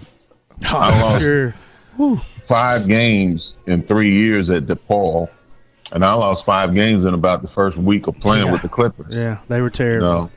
No fault of your own. It was just a bad team, bad organization. No, and I was young. I mean, I always thought, you go out there, you put in your work, and everybody else will do theirs. And I found when you came to the pro level, there was still a lot of guys that didn't have the ethic. And as far as the talent level, I've been playing against professionals since I was 16 in the Pro-Am in Chicago during the summer, so I knew I could play, and I knew I was good enough to hold my own. What I didn't know when I got there was how good I really was, and most of it was I just outworked everybody. Yeah, from start to finish, I played the game. But I didn't learn the game till I got to Milwaukee. Yeah. When I got to Milwaukee and played under Don Nelson. Yeah, Don Nelson. Yeah, he was a good one. Yeah, I remember him. Yeah, but he gave me some direction. He told me what he needed from me for that team, and the rest was really up to me to work on my game and get better for the team. But he told me I need you to score and rebound, and I need you on the strongest man on the floor. You're gonna have to defend them, and I wound up most of my career after leaving San Diego playing the small forward, big forward, and the center because I had the quickness to stick the small forward, the strength to play the power forward, and I was and I take both the strength and the quickness against the centers and move them off the block so that they're getting to the paint was more difficult because of the center of gravity. I would hold them at a point. 2 dribbles, I knew I was getting help. We would get a double team, so that's all I had to do. Yeah, and you did it well too, boy. I mean, really well. I remember you playing inside, and back then, you had a lot more 7-footers and big guys in the game, and you did utilize that quickness and strength a lot of times against them. Well, you kind of had to. Yeah, sure. But in Nelly's system and Don Nelson's system, you had to know all 5 positions because you were going to play them. Because I actually played some point forward too because I could handle the ball. Wow, that's pretty good right there. And I'm going to tell you, we had Mark Eaton on the show here. I don't know, a couple of months ago, and I told him the same. I'm just going to say, I used to root against you in the Western Conference playoffs. I'm a Lakers fan, so. But when you were with the Spurs, but I don't know. Nowadays, it's hard for me to watch an NBA game because it's, one guy shoots a three. The other four guys seem like they just take off for the other end of the court and let the other team take the rebound, and then they come down and do the same thing. And What do you think about the NBA game now, the way it's played, Terry? I think the NBA game is where it was when I first came in, right after Magic, Bird, and those guys, Mark and Isaiah and them came in like 79, 80, 81. The NBA is finding itself, and sometimes to find yourself, you push more individualism than you do teamwork, because it's about your brand and making money for the NBA. True. For the teams and the coaches, it's about building an organization that'll be able to withstand whatever's coming down the line. And so you got to split the two, the NBA and what the individual teams want. But it's difficult for me to watch, but I grew up at a time in the streets where Rutgers was really big in New York. Yeah. The Chicago Pro-Am was really big at Chicago State, Malcolm X, and a couple of other colleges around the city of Chicago. And when we played to the ire of the fans in the summer league. That was the kind of and the style of ball we played, because it was in your face, a lot of showmanship, a lot more physical too. And not a lot of teamwork or teammanship, where you come together and everybody does their part or gets a chance to do their part, because one person dominates. If you get the first person gets the ball in those kind of situations, normally it's the person that controls the whole mode or the speed of the game. On the offensive end. On the defensive end, you probably couldn't find most of those guys. But how was your time in San Antonio, Terry? It was great. I mean, I got to play for Larry Brown. Yeah. Because Larry Brown actually brought me in there to mentor David Robinson and Sean Elliott. Wow. And all of those guys. So I took those guys under my wing, and because David was just coming out of college that year, and so was Sean Elliott. Yeah, and Bob Bass was the general manager then, and it was just a really good group of guys. Willie Anderson. God, man, I'd forgotten you played with Elliott, and Rod Strickland was on that team. Man, and there was a trade toward the end of the year. We started with Mo Cheeks as the point guard that first year, and then Mo wound up getting traded to New York, and Rod wound up coming to San Antonio, and we lost a really big game to Portland. It was a great series, but Rod had only been with us about half the year, and so that San Antonio was great because of the people. I mean, it was nothing else in town. We were the show, and so we were great adoration, and it was just you couldn't go anywhere. The people, the little kids, the babies knew who you were. Oh wow! Was that your favorite stop, or was it the Bucks who you dreamed of playing for? Or, I mean, you played for Seattle, Golden State, Philadelphia. I think it's hard to say that one was greater than the other, but I will say that some of my greatest experiences in my life happened in Milwaukee, and they were mellowed out by San Antonio, because I didn't want to initially go to San Antonio. I thought it was a cow town, and I got there and found out it was really a city. Absolutely. Nice city too. Did you play with Avery Johnson at San Antonio? Yeah. Okay. Avery came. He was one of those that was under my care too. We're all Alabama fans here. So have you been keeping up and seeing what he's doing at Alabama? No, not this year. I've been a little bit busy, but I'll call him from time to time, and I think the tendency is when you played at the highest level you can play, you respect what your guys are doing when they walk away from the game, but when you talk to them, you want to talk to them, not the coach. Absolutely. Yeah. That's a great point. So what are you doing now, Terry? Well, mainly full-time ministry is my primary thing I do. I do a lot of outreach where we actually reach out into the neighborhoods and feed people. We bring the food out of the church, go out on the streets with our signs and let them know the food is available. Bring the people in, we pray with them, and we make sure that they have everything that we have before they leave. And then aside from that, I still do my music. My entertainment company was still progressing and doing music. We have another project that'll be out in 3 to 6 months, and I'm writing my first book. I'm just about done with that, halfway done with my second book. It's just mainly just working with people. I mean, this is what I love doing, and I love the one-on-one thing because I just think it has a greater impact because you don't need to deal with the hundreds and thousands and millions. You just need to deal with one at a time because that's significant in that if you get one person solidly formed or reset in a mindset, you can change the world. Just one person at a time. That's right. That's right. Well, we'll have to have you back on whenever your book is about to come out too, so we can help you kind of promote it. Yeah, we'll get out there and promote that for you, buddy. Okay. That'll be great. That's great. Well, Terry, we appreciate you joining us and had a great talk with you, reminiscing about, like I said, all the way from your high school to your pro days. And like I said, you're doing great things now. We pray for you, brother, and hope you continue to keep doing good things with that. Yeah. Appreciate that. I'll be praying for you all, too, and I appreciate the time. Thank you. We appreciate it, buddy. Thank you, Terry. All right. Bye-bye. Yeah. That is Terry Cummings, former NBA great and all-around pretty good person. Was awesome. Oh, he's an absolute phenomenal person. Just great guy to talk to. So we'll definitely have him back on when he gets ready for his book. But we're going to take us another quick break, and you're listening to Applebee's Tailgate Talk on the Big 1080. Quality Vinyl is on your side. Quality Vinyl in Athens has been in business since 1987, offering great prices and service the whole time.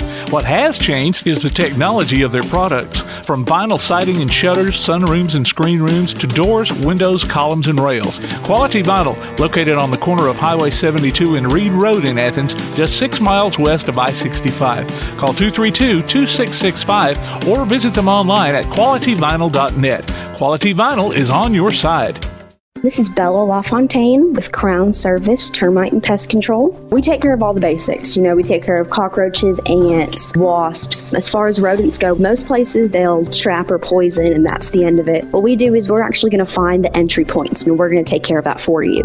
We do a lot of work with a lot of realtors here in town to bring houses to the closing table. So one of the big things about us is that we're not a sales company. We are a service provider. So we're not looking to meet a sales quota. We're looking to get a house ready to go to closing and get our customers taken care of. This is Bella LaFontaine, Crown Service Termite and Pest Control. We are located at 3413 6th Avenue in Huntsville, Alabama. Phone number is 256-701-7095. Real estate, real easy. That's the motto at Innovative Realty Solutions, and providing the highest quality real estate services is their mission. With sound real estate advice, the latest information, and a skilled analysis of the real estate market, Innovative Realty Solutions offers a better home buying and selling experience with a fair, ethical, and, yes, innovative process. Innovative Realty Solutions. Visit them on Facebook, online at innovativerealtysolutions.com, at 100 North Clinton Street in Athens, or call 230-5950. Innovative Realty Solutions. Real estate, real easy. When things go wrong, State Farm is here to help life go right. And Agent Michael Howell is the one who can help get things back on track. See Michael for your auto, home, life, health, property, and business insurance, and be ready for those unexpected twists that life throws at you. Ask about banking and annuities, too. Call State Farm Agent Michael Howell at 232-5400. Visit him online at michaelhowell.net or go see him at 903 South Clinton Street in Athens. State Farm Agent Michael Howell. There when things go wrong, here to help life go right. The reviews are in for Box Drop Mattress in Ardmore, and they're awesome. Just like the store. Box Drop in Ardmore has mattresses made in the USA at huge discounts. Plus, they offer flexible payment options and no credit is needed. And they'll deliver right to your door. Box Drop, located at 26561 Main Street in Ardmore. Open Tuesday through Friday, 4:30 to 6:30, and Saturday from noon till 4. Appointments also available by calling 321-8888. Box Drop in Ardmore, 321-8888. Hey guys, this is Joanna for CEI Bookstore and Truth Publications. Many of you are searching for Bible study materials for your Bible classes. Our best-selling Bible curriculum, Discovering God's Way, is a reliable tool for teaching students of all ages through the Bible in its entirety. We're sure you'll love this curriculum, and if you'd like to see other options of Bible classes, we'll be happy to help you select from our topical studies. So stop struggling with the search and come by and let us help you select reliable and meaningful study materials for your class today. CEI Bookstore and Truth Publications, taking his hand, helping each other home. Takes the snap. He's going to roll out to the far side. He's going to throw it off his back foot deep. He's got a man. Touchdown!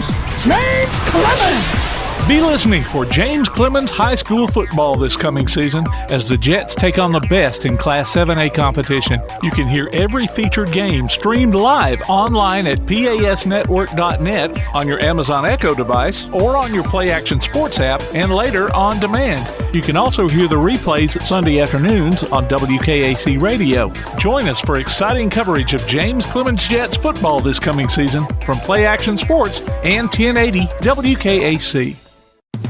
You're listening to the best of Tailgate Talk on 1080 WKAC.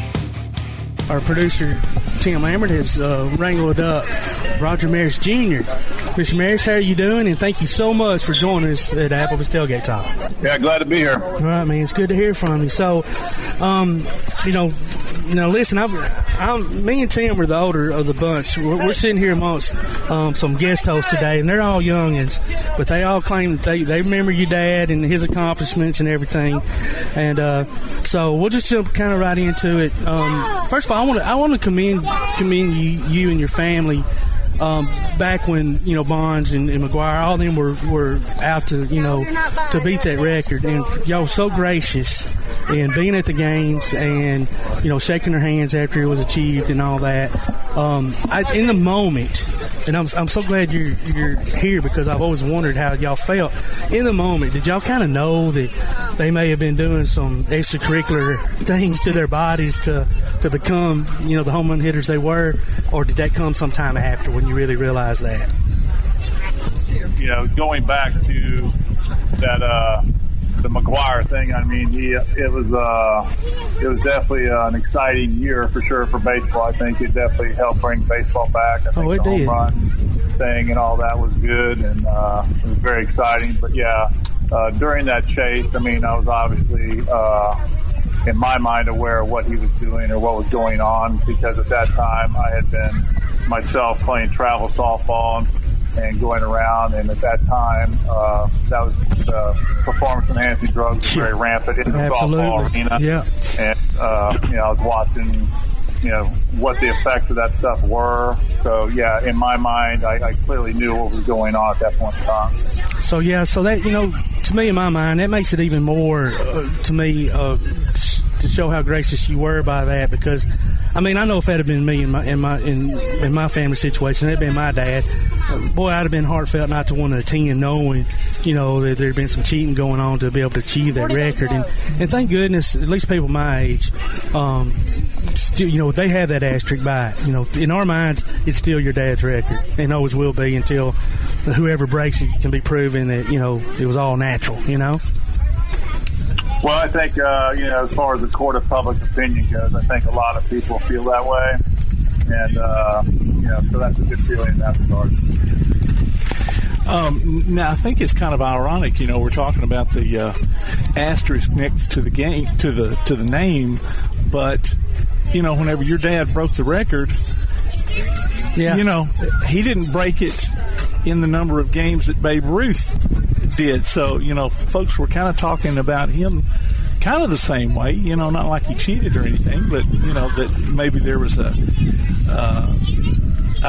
exception to the record. I don't know.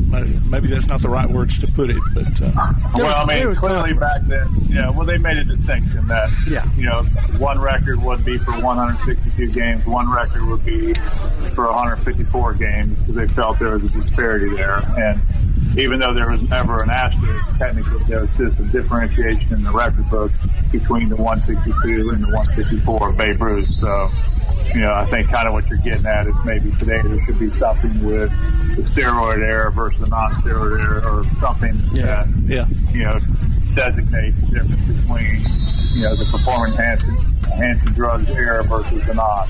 Yeah. And another question. I know a lot of people that have movies made about them, their family, their parents, have some strong opinions on the movie and the way it was made. What do you think about the 61 movie and how it reflected and the accuracy of the reflection of that season with your dad and Mickey Mantle? Yeah, I thought they did a good job with that. Billy Crystal's the one who produced that movie, and he was a very good friend of Mickey's at the time, and a friend of the family. So, he was very aware of how everything went down and what took place, and I thought he did a good job depicting the whole season. Another question. In the movie, it says your dad, or it shows your dad didn't know how to make some good eggs. Is that true, or did he? Well, that was basically a good egg to him. So, yeah. Hey, helped him hit a lot of home runs. Good eggs. Yeah. No, he definitely. What he did is he took the bacon first, and then he'd throw the eggs on top of the bacon, and that's kind of how he took them. So yeah, they weren't the beautiful eggs, but that's how he liked them. Did the job. Yeah, no doubt. Well, Lisa, I want to ask you this because me and Tim were talking off air prior to the show about your dad not being in the Hall of Fame, and which is just people just you can ask anybody. I don't care where they live. First of all, they think that he's already in there, and obviously he should be in there. Does the Hall ever contact y'all? Or do you know, is he still on the voting records? Because I don't know how that goes. Well, yeah, I mean, basically, the Hall of Fame, they have a system on how people get on the ballot and how they don't, and when they're on, when they're off. And, he still has opportunity to be on the ballot at different times and get voted in, if it were to happen that way. So, yeah. So do people, or in the past, has anybody ever petitioned to help him, once he is back on the ballot, to get the votes that he deserves? Well, there's a lot of people out there that are, feel he should be in there. And like you said, a lot of people actually think he's in there. And technically, he kind of is in there because they got a display of him, but he's not been inducted officially. But, I mean, it's one of those things where, time's a funny thing. I don't know. One day that might come that way. But, as far as the family is concerned, we all feel like, he should be in the Hall of Fame based on, the things he accomplished. Yeah, absolutely. So, his accomplishments speak for themselves. Two-time MVP, Golden Glove, obviously home run. So the numbers are there. But so he played for Cleveland, Kansas City, the Yankees, of course, and the Cardinals. And I know he's with the Yankees longer than any other tenure with any other team. But did he have was New York his favorite team, or did he have a different team that he enjoyed playing for more than one than the other? Well, his whole thing was like if you're playing sports and you want to be in the best place you can possibly be as far as fans that know the game and have a passion for the game, New York, as long as you're doing well, there's no better place to do well than in New York. Yeah. But as far as fans are concerned, I mean, the most loyal fans are going to stick with you through rough times, and good times are going to be the Cardinal fans. So he really enjoyed his time in St. Louis, but obviously, playing in New York and doing some great things there, those are great moments too.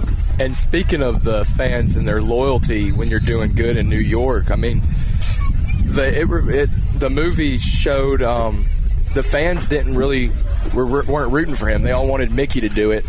Even though same team would have been great, both of them got it.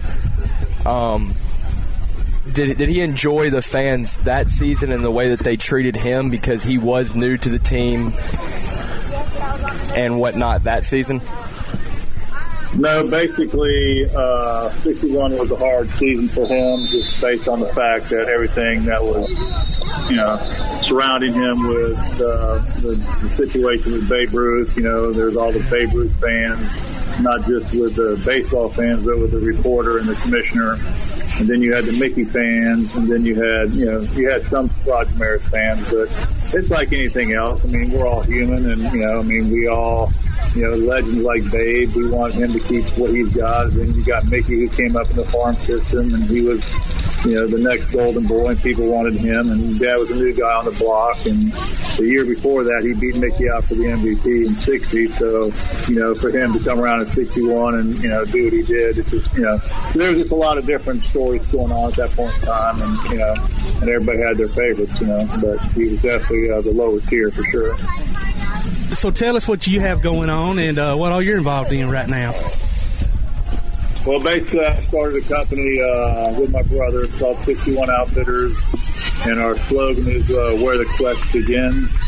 And we have 4 different apparel lines. We have a hunting apparel line, a fishing apparel line, and a baseball apparel line, and a lifestyle line. And our hunting is home run hunting, quest to bag the best, and fishing is home run fishing, quest to catch the best, and then our baseball collection and our lifestyles collection is quest to be the best. And our clothing has 61 on it, obviously, knowing where the 61 comes from is my dad.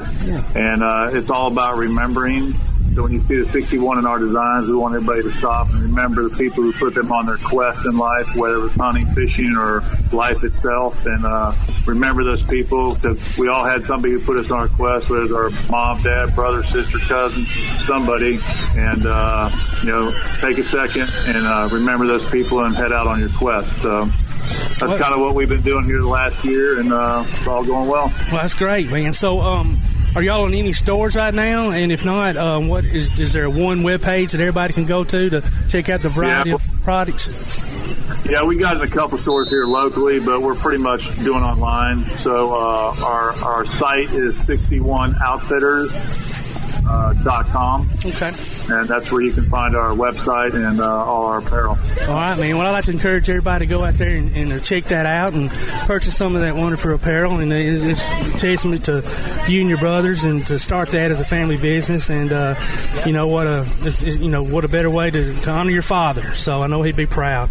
We want to thank you so much for joining us, Mr. Maris, and don't be a stranger. Hope to have you back on sometime soon. Okay, sounds good, guys. Have a great day. All right, man. Take care.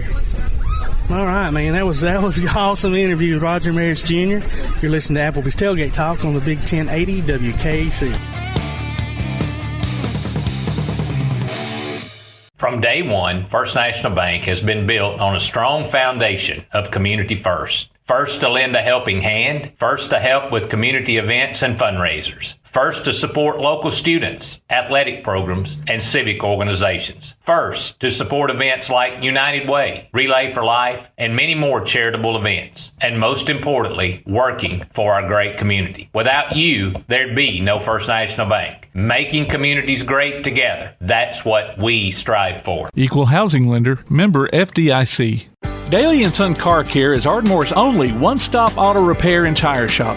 Whether it's major mechanic or brake work or routine maintenance like an oil change or lube job, Daly & Son Car Care has been satisfying customers all over with their fast and friendly service. They're also your headquarters for quality Cooper tires. Stop by and see Wayne, Nikki, or Dale at 25600 Main Street in Ardmore, Tennessee, or call them at 931-427-4651. They're on Facebook too. Daly & Son Car Care, open Monday through Friday, 7:30 till 5, and Saturday, 7:30 till noon. P4 Physical Therapy is a new outpatient provider offering community-based care with a unique partnership model that allows them to consistently deliver world-class outpatient care, emphasizing personalized hands-on treatment. Whether it's orthopedic, physical, geriatric, or manual therapy, sports or neuro rehab, telehealth, or most any type of muscle or joint pain, P4 Physical Therapy promises to treat you with integrity, compassion, faithfulness, and selflessness. Locations in Athens, Huntsville, and Winfield, Alabama, as well as Fayetteville and Knoxville, Tennessee. Look for them on Facebook or online at p4physicaltherapy.com.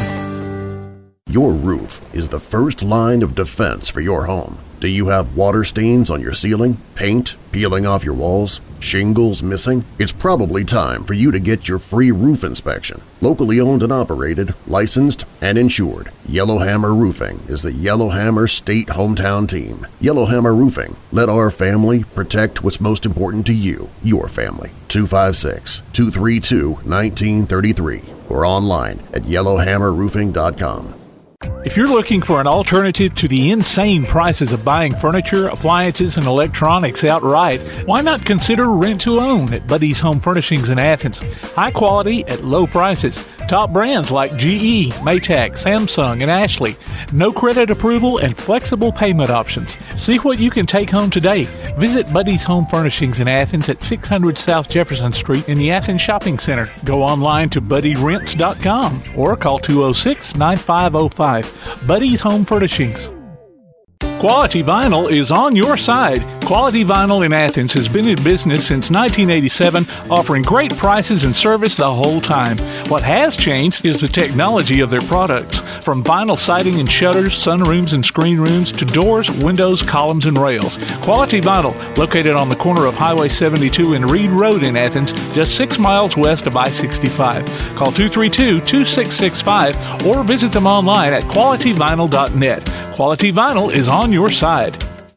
Shotgun formation, 2 backs in the backfield. He's going to hand it off to the second man through. Touchdown! Join us this upcoming season for Limestone County football, streamed right to your computer or mobile device on the Play Action Sports app. You can also hear it on your Amazon Echo by saying, Alexa, open Play Action Sports.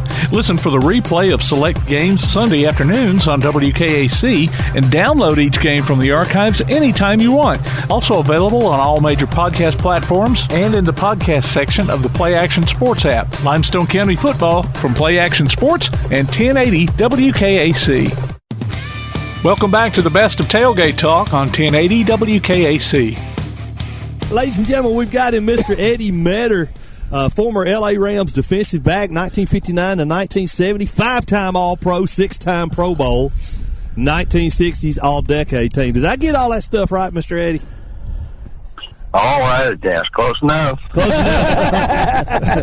Todd, our fellow Alabama fan, well, I'm the only Auburn fan here, so the rest of them are Alabama fans, but he has something he needs to ask you. No, so I was reading up on you, Mr. Meador, and so us all being Alabama fans. Y'all all being Alabama fans. Yeah, with the exclusion of Tom, who's an Auburn fan. We don't know what happened to him. Dropped on his head while he was a baby or something.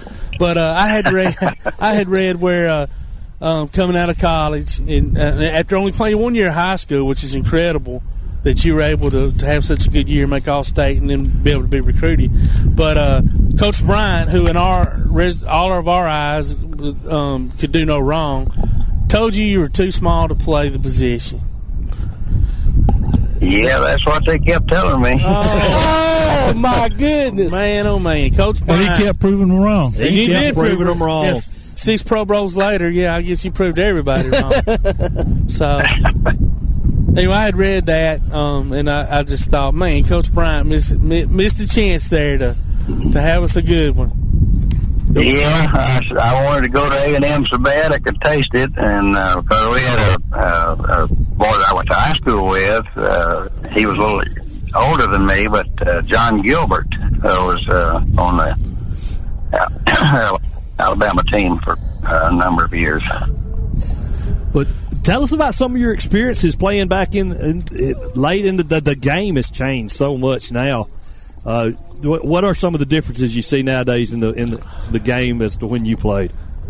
Well, I think they've changed a lot of rules. I say a lot, a few rules that is health wise is good for players, I think.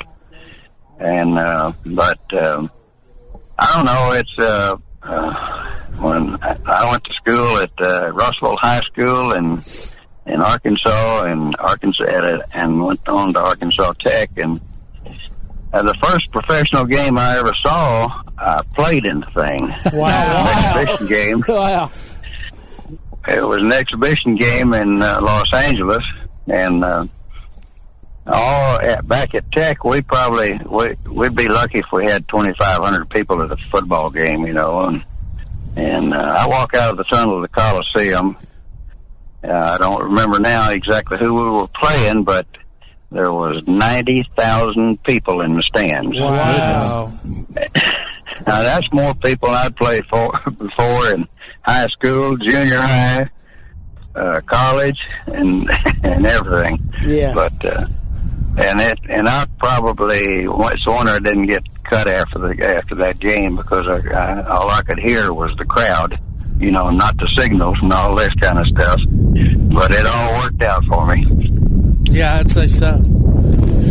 So you played. So you played with Rosie Greer and Merlin Olsen, Deacon Jones. Deacon Jones. So what was it like playing with those guys? Oh, it was great, because those four guys up front were probably the best in the league at that time. Oh yeah, absolutely. And had Rosie Greer, Lamar Lundy, Deacon Jones, and let's see, who am I leaving out here? Merlin Olsen. Yeah. So, yeah, and of course, there's a couple of those guys in the Hall of Fame. Deacon Jones and Merlin, and I said, I don't know exactly how much the average weight of those guys were, but Deacon Jones, for example, I've seen him time and time again come off the line of scrimmage and an end run going the other way, and I've seen him catch the running back before they ever got to the line of scrimmage. Wow. Yeah, that's pretty good. That's a big man moving fast.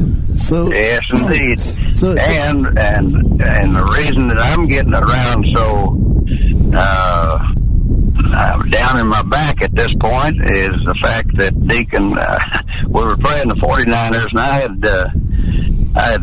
was tackling Ken Willard, and I was sitting on my back end with my legs spread out in front of me, and Deacon comes running across the field, and I guess he thought Willard wasn't down good, so he come driving in there and hit me in the small of the back and broke my back. Oh, wow. My goodness. And so that was in 1970, and that was the last game that I played. Oh, wow. My goodness. I did not know that. So your own teammate took you out. Yeah, and I guess he's making up from all the teasing I was giving him and stuff like that. Oh man! So 1970 was your last game. You mentioned a good point. Like some of those guys in the Hall of Fame. Have you ever been considered like on the ballot or got very far on the ballot for the Hall of Fame yourself? Oh, I don't know. They've been running. My daughter's been helping me a lot, putting out in Facebook and all this kind of stuff, on the internet. And I still get an awfully lot of fan mail from people, and almost every one of them want to know why. Why not? Looking at your stats and all the Pro Bowls you have, there's probably people that are in the Hall that don't have the credentials that you do. So, well, I just come see, come swallow. Maybe so, and maybe not. Who knows? But anyway, it's a great game, and I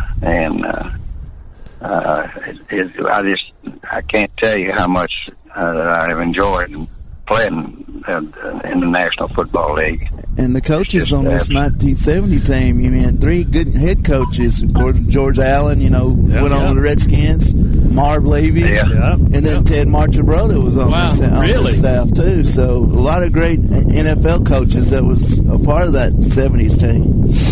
Oh yeah. And George Allen, I can't say enough about him because he was a person that wanted to win every game, but he wanted primarily to teach us the ball players on what he knew and all this kind of stuff. Of course, he was a defensive coach also, defensive back coach, and when he was with other teams. But he was a super human being and a super football league coach. We mentioned Merlin Olsen and Deacon Jones. We talked to one of your old teammates here 2-3 years ago, Roger Brown. Yeah, Roger's still going. He's still kicking. The rest of them are just about gone, I guess, except Rosie and Roger Brown, the two linemen that are left. Then you play with Jack Pardee and Richie Pettibone. Yeah, Jack Pardee was my roommate. He and I roomed together for all the years, and of course he passed away several years ago. And Richie Pettibone's still kicking, as far as I know, too. And he was a character also. His son actually played at Alabama for a while, and then he transferred. I think he's at Illinois now. I think so. Yeah, his son actually was recruited by Coach Saban, and he played at Alabama for a couple of years, and he transferred out. Yeah. Well, I didn't know that. Yeah. Mr. Eddie, talk about something here we found at the back of your bio. Are you still selling equestrian jewelry? Yes, sir. I've retired at this point from it.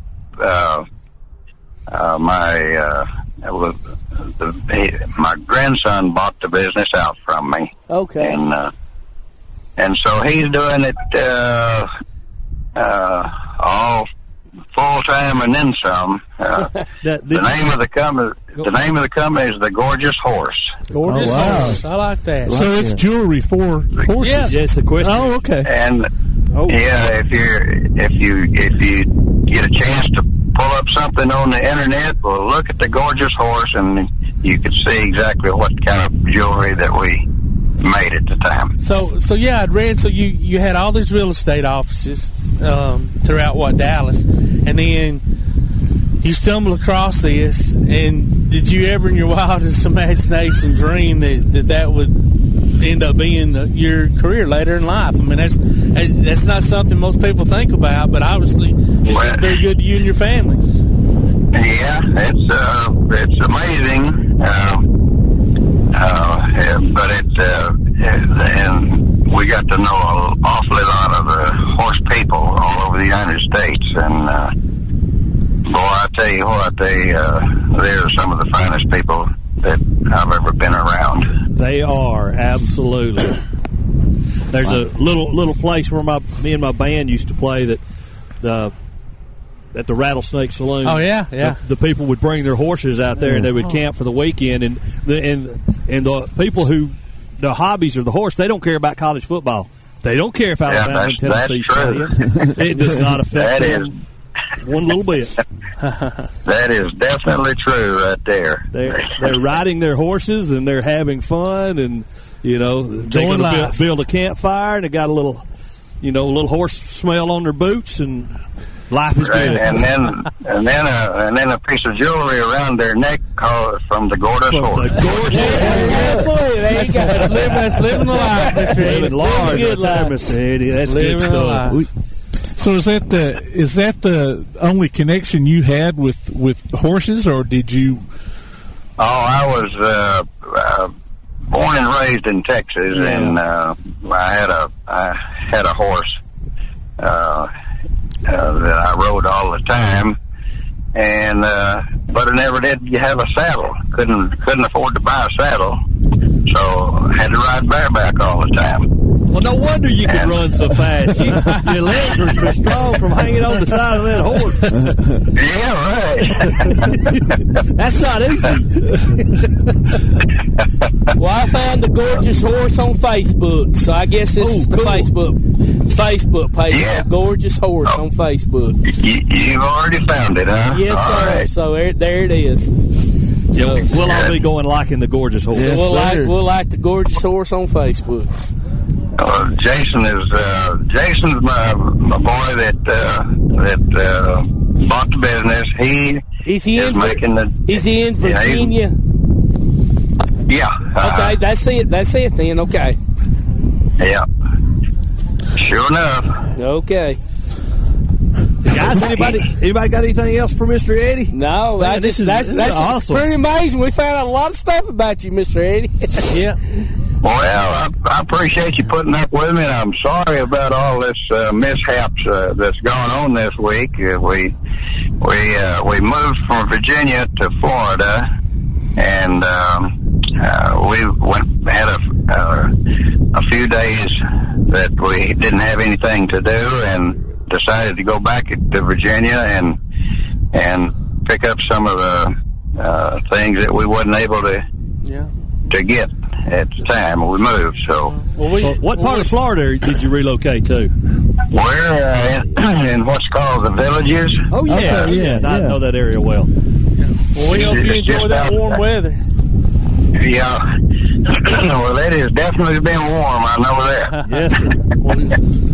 I'll be down there next week. Not quite in your area, but in the warmth, so to speak. All right. Well, if you get a chance to be in our area, come by and see me. You got it. I'll do it. You got my phone number. Yes, sir. I'll be around the Tampa, Winter Haven, and down in Naples. So I won't be quite up to the Villages, but I will be one day, maybe. Okay. Well, thank you, Mr. Eddie. Thank you so much for your time. Have a great weekend. You bet. And again, I'm sorry for all the mishaps and everything going on. We enjoyed it. I'm trying to move this week too, so there you go. I feel your pain. All right. Take care. Y'all are down in Florida. Way to give us a call. Yes, all right. Thank you, sir. Thank you. All right, bye. Bye. All right, bye. That's nice. I love interviews like that. Yeah, guys. I just absolutely love. I mean, talking that to dude's had an incredible life. He sure has. He really has. And like I say, like he said, he had to ride bareback. I say, no wonder. Yeah. Hey, that's actually the thing. Cause said his grandson's Jason. Yeah. And it's in Virginia. It's a jewelry and watch store now. I mean, you can actually, it's just not just for horses and stuff. I think you can actually buy for everything. Humans too. Yeah. When you said a question, jewelry, I just figured it was horse designed for people, But yeah, it's for people too. Yeah. It is. So you're listening to Applebee's Tailgate Talk on WKAC, the Big 1080.